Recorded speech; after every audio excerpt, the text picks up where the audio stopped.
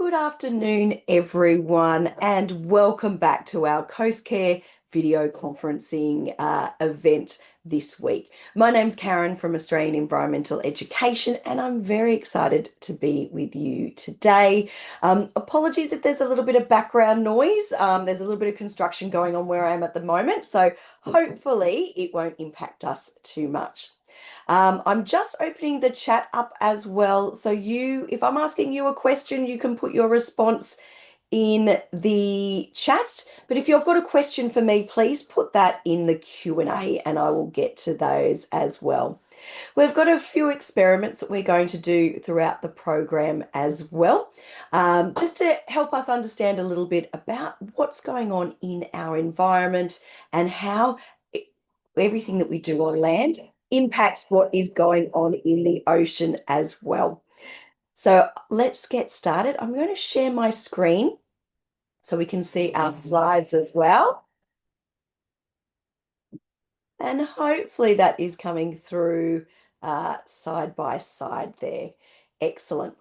So today we're looking at where the river meets the sea and how everything on land impacts what we do on in the water as well. This is actually a picture that I took at Lane Cove National Park, where the mangroves and the sandstone cliffs are coming through. So this is a tidal area, and yeah, it can be very, very impacted by our urban environments as well. So one of the key things that's important to remember is about the amount of water. So the Earth is actually covered in 71% is actually oceans.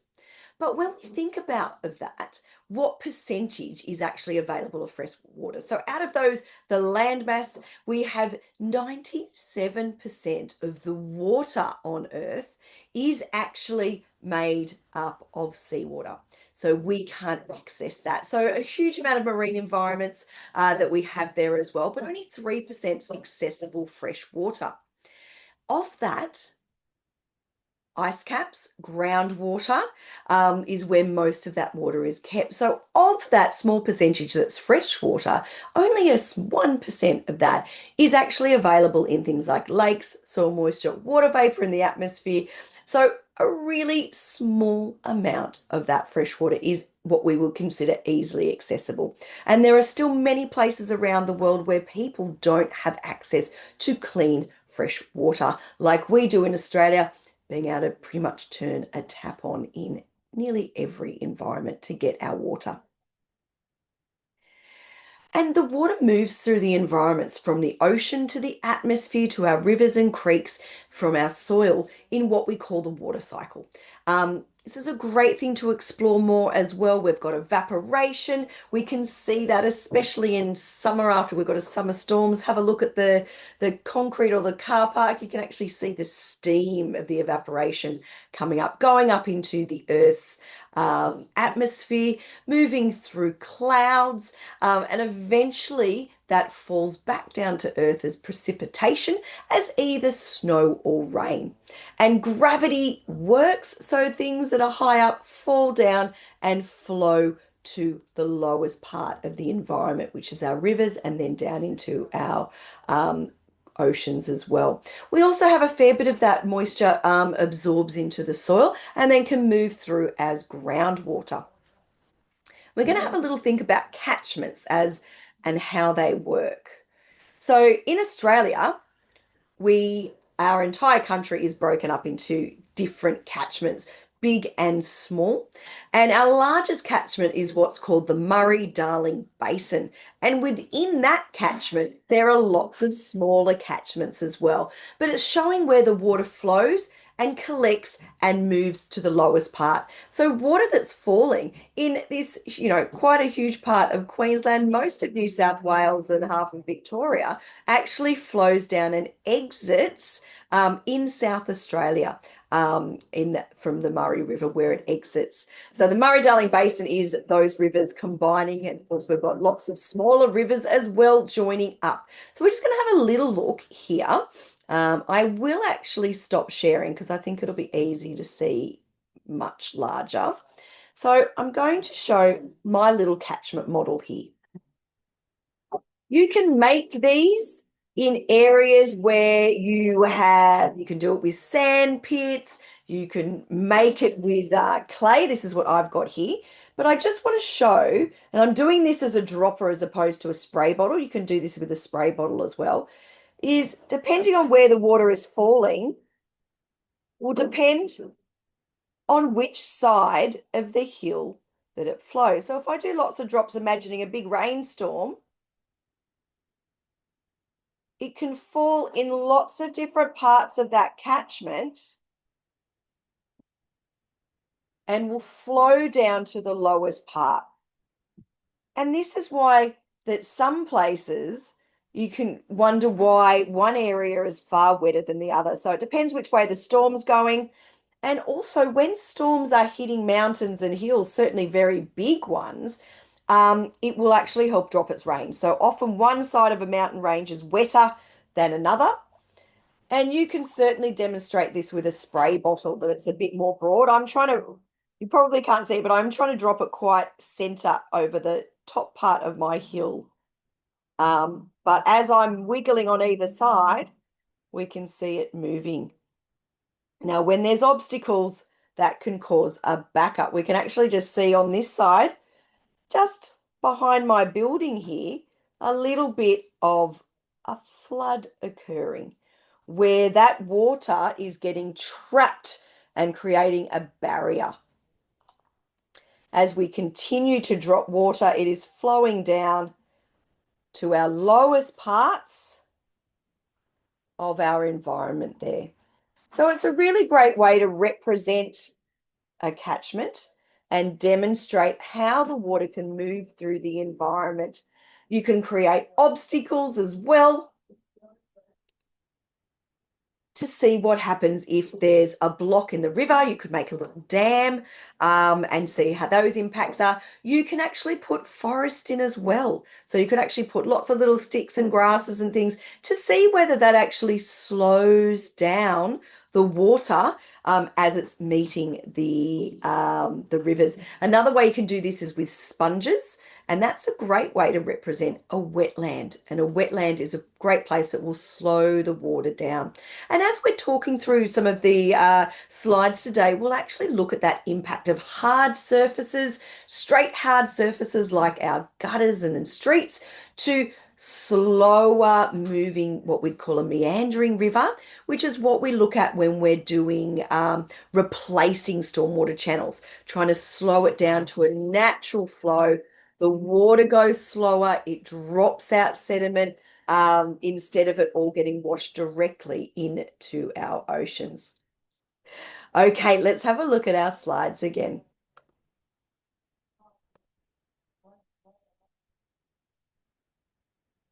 Excellent. So as we're moving forward here, we can also see an impact in Australia of our population. All of those light blue dots are where our population is heaviest. And we can see that that's along the coast. So about 85% of the Australian population live within 50 kilometres of the coastline. And that has a big impact about what is going on in our oceans and environments. So we have things like oil creating impacts as well. And a lot of this oil is coming from land-based situations as well. 80% of our plastic pollution is coming from our land-based environments as well. So lots of these impacts and pollutions, both air, oil, and rubbish, comes from our land environments. And this is an example that we can see here. We've got an oil floating on top of the water, and you may have heard people saying oil and water don't mix. This is a perfect example of that. We can see the oil on top. But what happens for the animals living in the water or for the animals on land that need to feed with things in the water? Why don't you put in the chat or the Q&A what you think some of those impacts are going to be? I certainly can see it here. So it doesn't look good. Often these areas will smell as well. And yes, thank you for putting that in. So, what we've got is animals that are below the water when they come up, either get covered in oil or they can't come up and get air if they need to. It can affect the water plants as well. Oh, animals may also get sick and die. Absolutely. That is very true. Birds that are flying in and maybe are feeding on fish in the water will get oil on their feathers. And if they can't get that clean, it can cause big long-term impacts and they 100% can get sick and die, especially if they can't get their food. This is what's happened. This used to be my local park down in Sydney, and it was quite close to the Parramatta River. And this is a lot of what we call rubbish and debris. Most of it is natural that's been caught on a bridge. This bridge they've actually removed because it kept getting blocked. And we can see, a whole tree there as well. In amongst there, lots of leaves and branches, but plastic bottles as well as they get mixed in and float down the river and creek. So this is all material that's been broken down and washed down from our land environments and into our creeks and eventually into our rivers and oceans. So this is an example, and I have seen it looking a little bit like this when I've been scuba diving looking from underneath. So 80% of our litter makes its way into our waterways, including plastic bags, um, bottles, food wrappers, all sorts of things end up in our waterways and will float and wash down. One of the things I've seen, which is a great positive example, is return and earn. I've seen far less rubbish going into, well, the plastic and cans now that we have return and earn. So it's been a really great way to see that reduction of rubbish. This is an example here. This is up from the Central Coast where I live now. And this was after the bushfires when from 2020. So much land had been burnt. There was no vegetation to protect the water and to protect the ground. So when the big rain came, we had lots of erosion and sediment getting washed straight into our waterways. And we can see this is from our wetland areas. From the Central Coast going through a narrow section as it goes out into the ocean. And we could see this is what we call a plume. We can see this big plume of really high sediment water that's come from our land environment because of that clearing. And we see this as well after land clearing as well as after big areas of bushfires too. If we think about our amazing reefs and other marine environments, we can get an idea of the different impacts. So, even from our farms, we can get impacts of pesticides and extra nutrients running into our waterway, areas from cleared land with that sediment as well. And these can impact all the way out to offshore marine environments like the Great Barrier Reef. It can impact their life cycle. So, a lot of our marine environments live in our nursery habitats, which are often our shallows, mangrove environments, and seagrasses. So, part of their life cycle is in the near shore, even if they spend later parts of their life in coral reefs or open ocean environments. We can also see impacts like this. We've got our stormwater drain here. So we get lots of areas where we pipe our rubbish straight into our ocean. So if you look in a lot of areas where there are creeks and rivers, you might now see these pipes with nets on them. We'll see a picture of a net in a moment as well. And we can look at some of these environments as a natural environment being what we could call a green filter, and our urban environment a grey funnel. So the green landscape filters the pollution in the rainwater through the soil, and the water will slowly sink through the soil and end up in our groundwater, and that helps filter the water as well. A lot of our grasses and plants can actually trap some of that bigger pollution as well, so it doesn't get straight into our stormwater. But our grey funnels allow all of that pollution, big bits of rubbish as well, to end up directly into our waterways. So that water's not being filtered at all. So oils, detergents, pesticides, any chemicals from our roads and environments will soak in as well. So by planting rain gardens and creating more natural spaces, we can actually make more filters. Rooftop gardens, replacing pavement with hard pavement with permeable pavement, or lawns and grasses, changing those stormwater channels, those big tubes that create straight, fast ways for water to move, and actually making them into slower, curvy creeks and areas where there's plants, and areas to slow the water down, to drop that sediment, and that also creates amazing habitat opportunities as well. All of these areas help slow the water down and trap sediment. So our mangroves do this really, really well. Our seagrass environments, our forest environments and wetlands help slow water down and trap the sediment around their roots and stabilize it.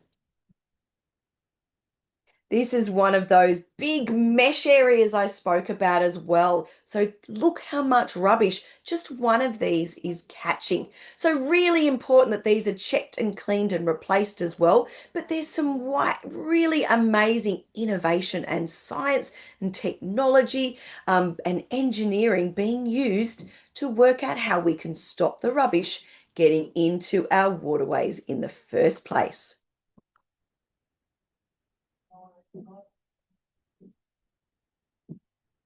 We can see all of the amazing habitats that can be created with these environments as well. So really, really important to think about ways that we can slow our water down, creating habitat spaces as well, and helping protect our marine environments and all of our aquatic environments as well. So I'm just going to stop sharing there and have a little talk about some of the things that I've seen when I've been traveling around and scuba diving as well. So even last week, I was up on the Great Barrier Reef, and we were snorkeling. We would see, and scuba diving, hair bands that can tangle animals, bits of things that have fallen off boats, so sometimes bits of rubbish, but even sometimes bits of equipment that have come from the tour operators as well. But I have to say, where I was scuba diving on the Great Barrier Reef, I've been going to the same place for 5 years now. I was really pleased to see how great the coral was still looking, how great the variety and species of animals still were. And that can be a really good indication that an area is still doing really well. If I'd gone back and seen a lot more coral bleaching, it would have indicated that that area is uh, under pressure, and the impact of the warming seas has had an effect there. But when I walk along the beaches, I'm often seeing pictures like this. So let me just move some things around for you. Let's see if I can show you the kinds of things that I'm seeing here. I'll just zoom out a little bit.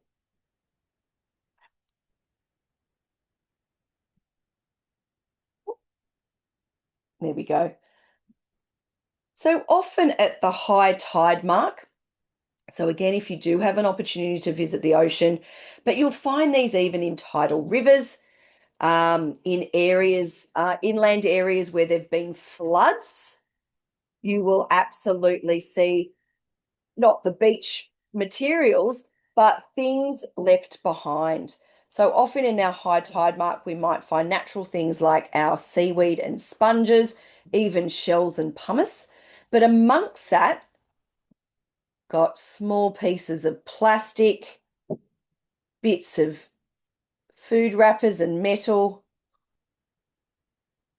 our soy sauce fish, lids, and even sort of broken pieces of plastic as well. We might not find a whole bit. And as these bump into each other, they break down more and more and more until we get what we call microplastics.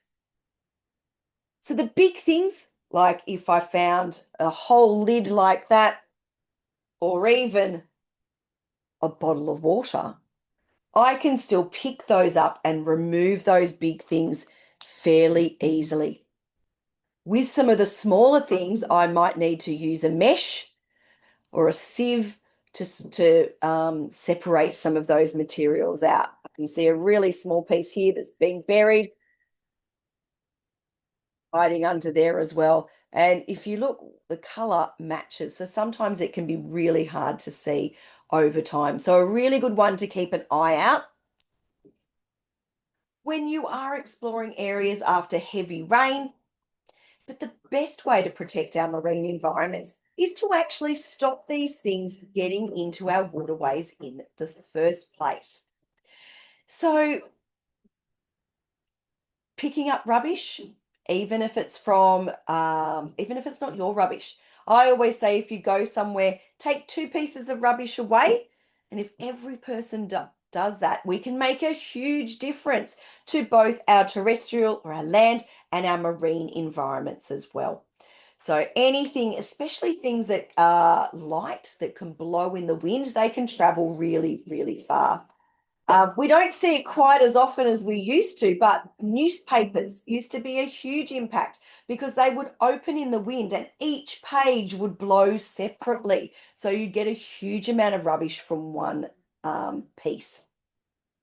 So what we're going to have a look at now, first of all, if you can put any questions you've got in the chat or the Q&A, we're going to get ready for our next experiment. I'm just going to put this behind me because it's full of sand and I do not want to tip it all over the floor. And I'm moving our beautiful catchment model as well. And we're going to have a look at some water that at the moment looks pretty good. So let's have a look, see if I can zoom down. Yeah. I've got a few different things that we're going to mix in there. Now, you can actually help me with this as well. So you can put things in the chat that you think could be an impact. So we're going to pretend this water is going from the land to the sea. So we're going to start up in a hilly, mountainy kind of area. So first of all, we're going to think about what could happen, and we're going to do this over time. So now we've got most of our areas have great urban water systems, like we've got plumbing, we've got sewage systems, stormwater systems, water recycling plants, and all of these. So we're going to start off at a time that we didn't actually have that. And that a lot of what ended up in our water came from people and animals as well. So you can imagine what this is. We've got toilet paper. This is only water with food coloring in it, just letting you know. But we may also have bits, solid pieces as well. This is actually bits of seaweed I'm breaking up, just so you don't think I've got lots of disgusting things here on my table. But we also end up with areas that are cleared. So we can end up with bits of plant and vegetation, especially in the early years when new areas and settlements are being cleared. So these can end up. Now, remember what was happening after the fires when there was nothing to protect the surface of the forests and woodlands and parklands because it was all burnt. After the first big rains, we had a lot of sediment ending up in our environment as well. So I'm going to show this by putting some clay in. So imagine that this is a first big rain after they've cleared lots of the trees and plant material. We can see that water is going cloudy as well. So it doesn't look beautiful and clear anymore. But as the water moves through our environment, we talked about oil. What happens when oil goes into the environment?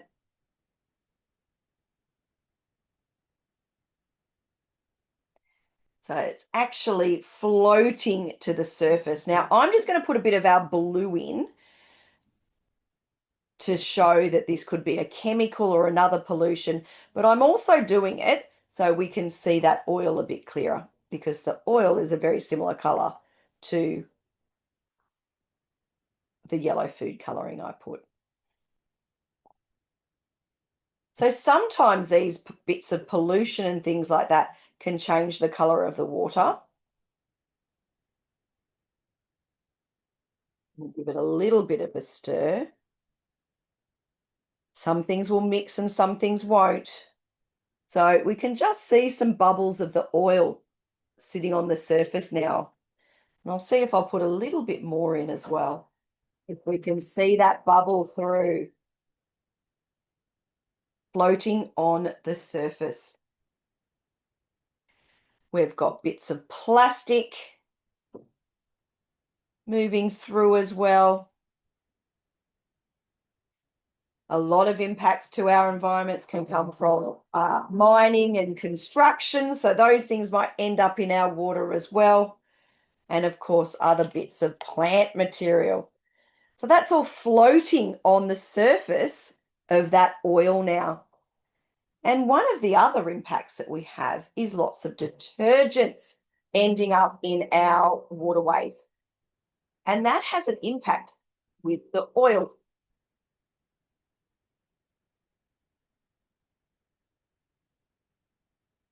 So I'm putting some detergent in there. I'll give it a little stir as well.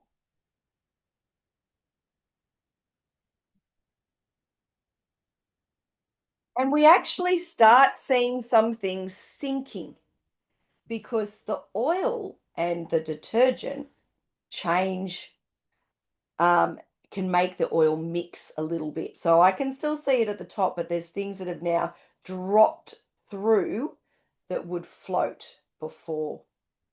Let's see what else we've got. Different bits of metal as well, sinking to the bottom. So some of these things will go straight to the bottom and have an impact there, and some of the things will float and have an impact on the surface. So as we're moving through our environment, again, if you wanted to put on the chat and if there's any suggestions of what you think could have more impacts. Now, I have to say from my end, this smells really good because I've got things like detergent in there, so it actually smells like quite good. But do you think it would smell good in the real environment? Especially with all of that sewerage in there as well. And over time, this moves through our rivers and creeks and ends up at our lowest point, our oceans.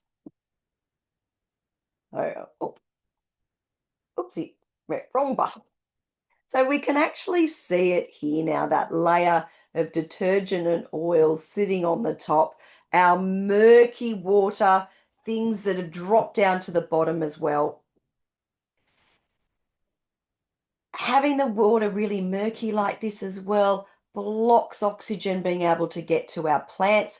Those marine plants and our freshwater plants would be coated in detergent and oil as well, having a huge impact. It then impacts the animals that feed on those and the entire ecosystem. When things end up in the marine environment, they can get washed further and further out.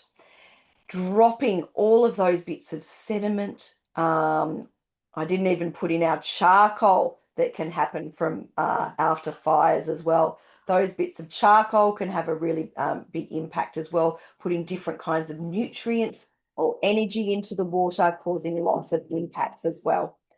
So after time and going from one part of what we call that catchment to another, we can see that there's a huge variety of impacts that are happening in our environment. Now, how would we start to clean this? If you've got any ideas how we would try to get this back to a clean environment or clean-ish water, what do you think are some ideas that we could do? So we talked about being able to stop things getting into the waterways in the first place, and that is an excellent place to start. We can all pick up rubbish. We can all recycle more, put those pollution traps in. They are all excellent ways that we can stop the rubbish getting in. But once it's in, what can we do next? I wonder what you think. Checking out the chat here. So, yeah, we could actually remove some of these big things. So, by putting this through another filter, and I'm sorry I don't have my strainer here because I didn't have a bucket ready to go. So, I could actually scoop that in and remove some of those big pieces of material.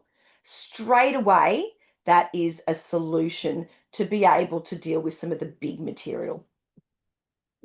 Second from that, we can actually try to filter the water as well. So we can use different levels of strainers. So this is a great experiment and I will share the information on how to do it as well. You can use things like a coffee filter to actually filter out some of the particles that have now mixed in with that sediment. And each time you filter it, you can actually get more material out of it as well. Would planting more marine plants and along the bank help filter as well? Geraldine, absolutely. That is a great solution. So a lot of plants and what we call, it's got a special name. Along the edge of rivers, we call it riparian vegetation. And it's actually protecting the creek or river bed as well as stopping things getting into that environment. So small things like grasses, then shrubs, then trees creates an amazing habitat as well, but it creates a barrier from things from the land getting in. So like that green filter, it'll actually bring stuff out.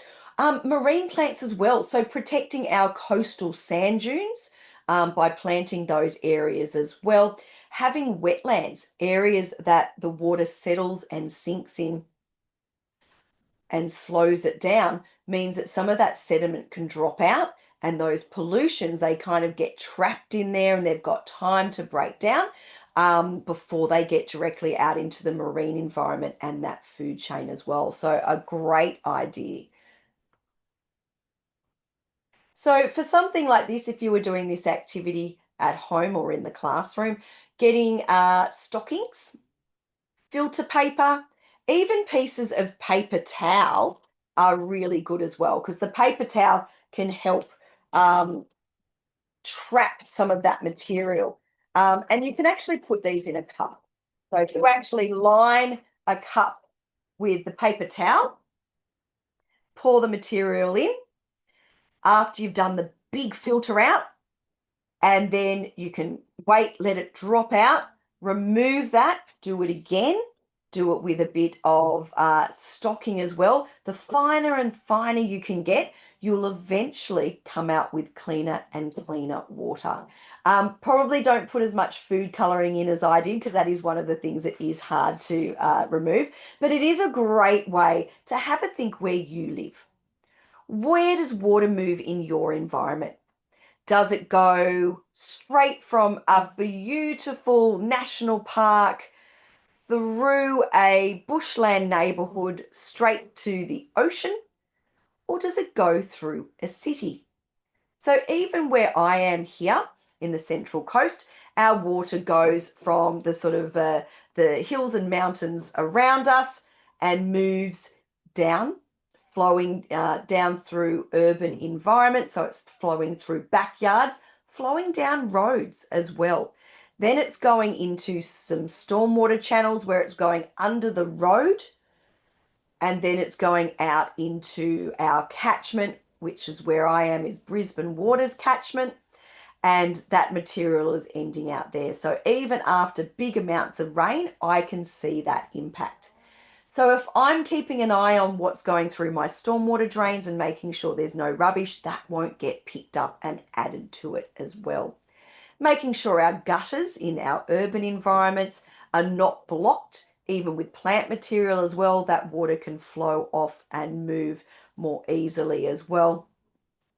Making sure the grates are there, blocking big pieces of material getting into that stormwater as well.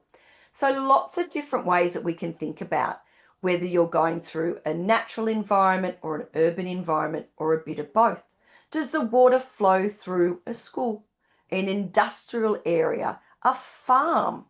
All of these different areas, you can actually look at your area on a mapping site and work out where your creeks and rivers are and have a think about what environments your water is traveling to get down to the lowest point, whether it's your creek, a dam, a river, or the ocean. It's a great way to discover how that water's moving and how we impact on our marine environment from what's happening on land as well. So for Coastcare, these are some great activities that you can have a think about as well. And again, learning more about our marine environments, about the amazing animals that live in those environments that are all sometimes permanently living in there, like our fish and things like that, but also our birds that are traveling from our wetlands, our freshwater environments to our coastal environments, and how they may be impacted by some of those changes as well. Now, are there any further questions that we have before we move on? Otherwise, I will be sharing lots of this information and activities in our follow-up notes and a copy of the recording as well.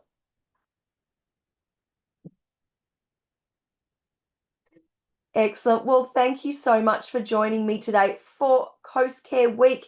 We have a lot of programs coming up. We've got programs from the Australian National Maritime Museum, Reef Authority up in Queensland, and I will be delivering a Journey Beneath the Waves on Thursday, and I will be talking a fair bit about some of the things that I've seen while I've been scuba diving and my recent trip up to the Great Barrier Reef. So thank you, everyone, and I look forward to talking to you again soon. Bye.